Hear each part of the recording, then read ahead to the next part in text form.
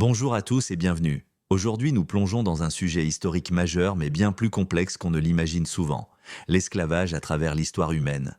Contrairement à une idée reçue, l'esclavage n'a jamais été l'apanage d'une seule région ou époque. Partout dans le monde, sous des formes très diverses, il a structuré les sociétés. Notre mission aujourd'hui, explorer comment cette institution a façonné l'histoire, de l'Égypte des pharaons aux royaumes africains, en passant par l'esclavage des Vikings et la traite atlantique. Une histoire globale et complexe que nous aborderons sans approche sélective mais avec du contexte. C'est parti. Pourquoi l'esclavage? Trois grands facteurs expliquant la permanence et la diversité des formes d'esclavage.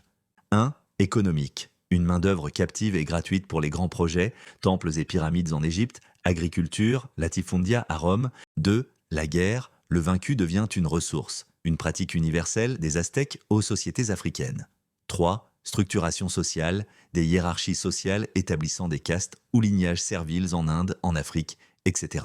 À ces trois motifs s'ajoute la dimension politique. L'esclavage conférait prestige et autorité aux détenteurs de captifs. L'esclavage dans l'Antiquité.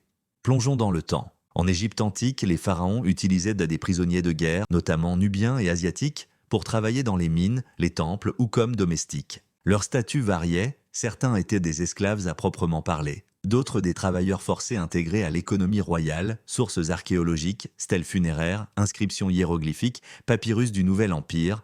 À Rome, c'est l'échelle industrielle, des millions d'esclaves font tourner l'économie, des champs aux arènes. Et n'oublions pas l'autre côté du globe.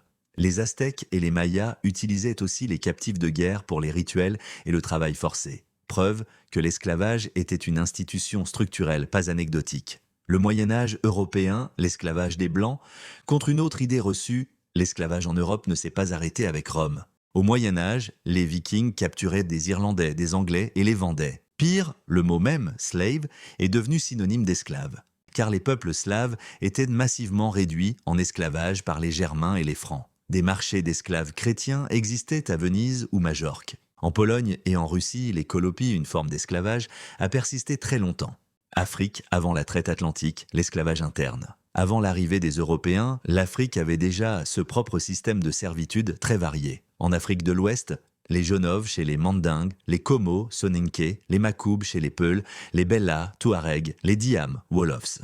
Afrique centrale, les Bobanji ou Mongo, en RDC, les captifs attachés à la chefferie Bamileke, Cameroun. Afrique orientale et australe, les Watumois sur la côte Swahili, les Baria en Éthiopie. Afrique australe, les Batlanka, vassaux serviles, chez les Tswana en Afrique du Sud et Botswana. Ces systèmes prenaient en des formes variées, parfois héréditaires, ils pouvaient être domestiques, agricoles ou encore militaires.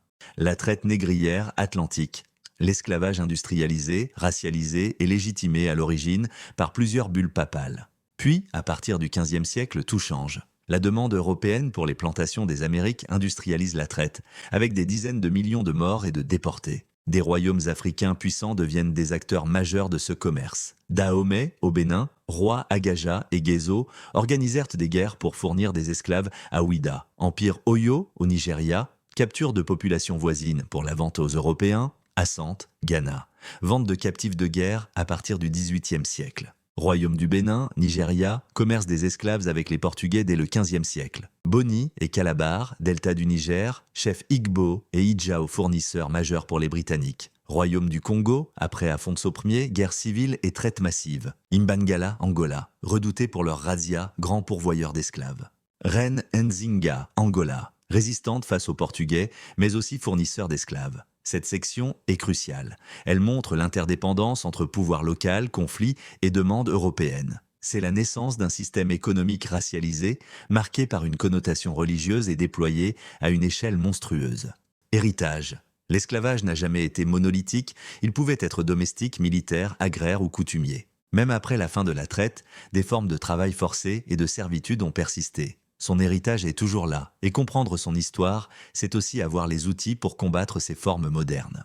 Conclusion. L'esclavage a donc été une institution universelle et plurielle. Il a façonné nos économies, nos hiérarchies sociales, notre monde. Étudier cette histoire complexe, ce n'est pas porter un jugement avec nos yeux du XXIe siècle. C'est comprendre la longue durée de l'exploitation humaine. C'est tirer des leçons pour défendre, aujourd'hui plus que jamais, la dignité humaine et les droits fondamentaux. Si cette vidéo vous a intéressé, likez, partagez-la pour en discuter et abonnez-vous pour de nouvelles explorations. Laissez vos commentaires pour partager vos réflexions et vos questions. À très bientôt